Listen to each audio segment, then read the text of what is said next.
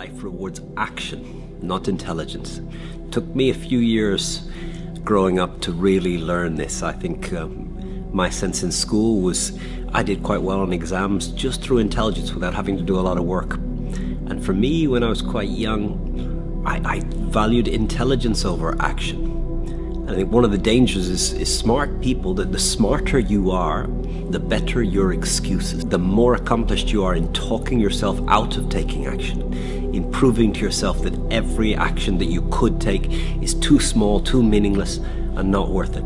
You cannot do everything, but you can do one thing, and another, and another. And that's the way you make massive progress in life. The matter that you show up and try and act week after week, month after month, year after year, with a little bit of intelligence, you start to get better and better and better. Even if the action is poor action, you're going to learn something from it. It's so easy to talk yourself out of action, but it's so important to remember that life rewards action, not intelligence, not smarts in your brain, but action into the... Consistency doesn't guarantee that you'll be successful, but not being consistent will guarantee that you won't reach success. If you give up a little bit today, like you can't get it back. Like if you skip a workout today, there's no possible way to get that back. When you let something go, it's gone. And Rome wasn't built in a day, but Rome didn't fall apart on a day either.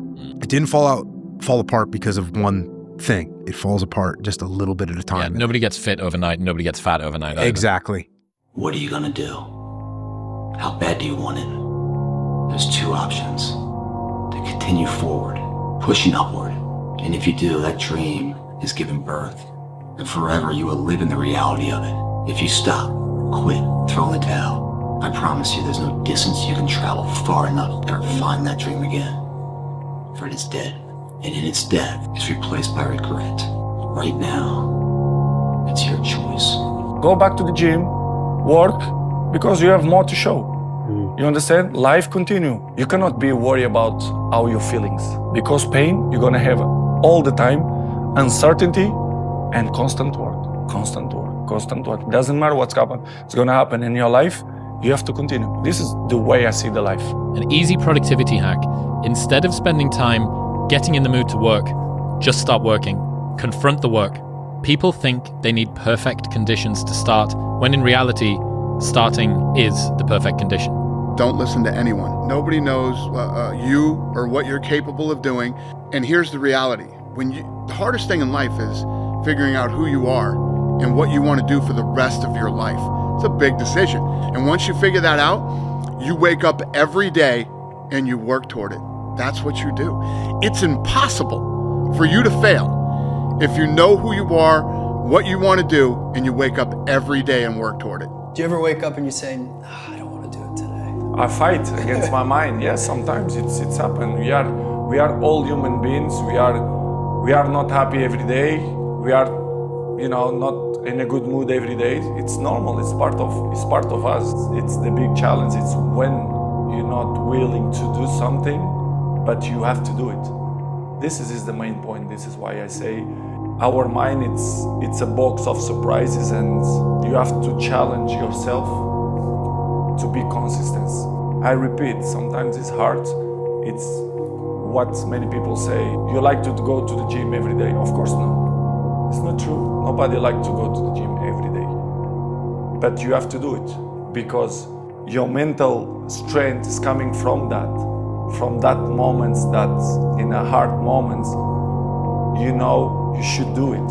And I do it because after that, maybe in the beginning you feel hard to start, but after when you finish the gym or cold plunge or even the training, you will feel better. When the alarm goes off in the morning, you don't have to wake up. Don't wake up, don't worry about that. When you're in school, it's too hard to study, so don't study. You know what? Don't eat healthy because you don't have to. So guess what? When you fail, don't blame your mom, don't blame your dad, don't blame teachers. One person you have to blame is yourself. I call myself fat because I was fat. And people don't want to do that. They want to say, oh, don't call yourself fat. Don't call yourself dumb. If you're not real and raw with who you are, nothing's going to change. And in this nice new world that we live in, we want to hear, you're just a little big. No, man, you might be fat. And it's okay to hear that from yourself and from everybody else. So that's where it started at. And it's raw. It gets ugly sometimes with me in that mirror, but I'm also proud of myself to be able to tell myself that and then fix what's in that mirror. People want to find their passion, but you don't find it, you create it. And you create it by getting good at something. And to get good at stuff, you start by doing something you suck at. Then you get good, then you like it. Then people ask how you found your passion. Answer, by starting when you sucked and not giving up. Set up a schedule and just do the work. Free from how you feel. Because also feeling sometimes, you wake up one day, you feel this way, you wake up the next day, you feel another way. It's just not helpful to base your structure or your goal on how you feel. You stick to what you put there on paper. And this struggling of there are still so many distractions every day coming up. No, but you stick to the plan. You stick to your plan to do what you have committed yourself to.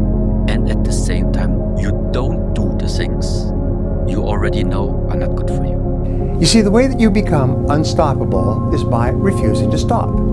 It's not a quality that you develop in a week or a month, or by reading or listening to something inspiring. It's a habit of mind and character that you develop by practicing the quality of persistence over and over in every circumstance until it locks in and becomes a permanent part of your character. One bad chapter don't define the book. You just stayed on the page too long.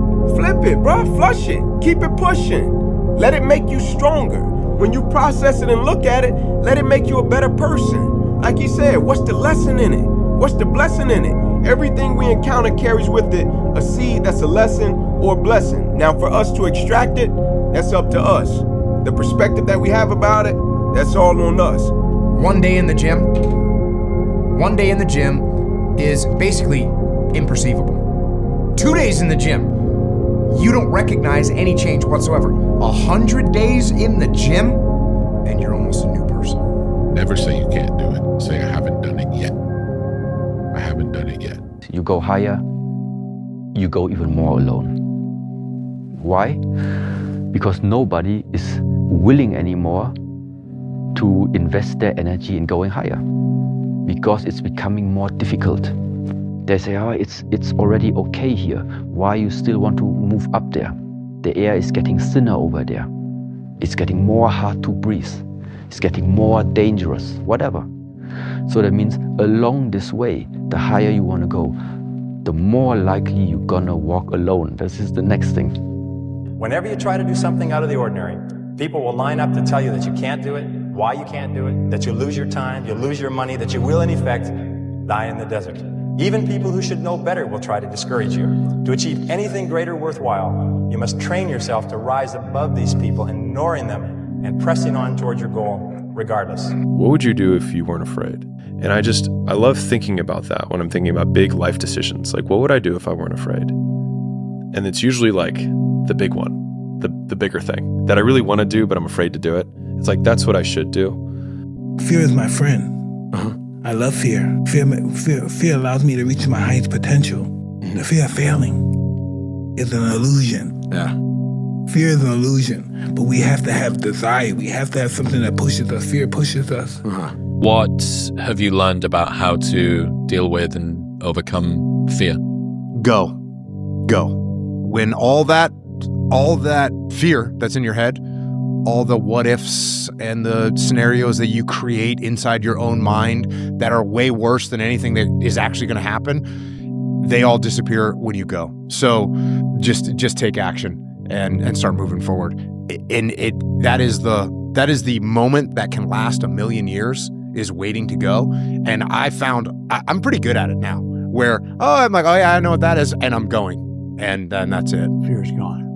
Make up your mind that fear is not going to stop you from doing the thing you really want to do. Step out and do it today.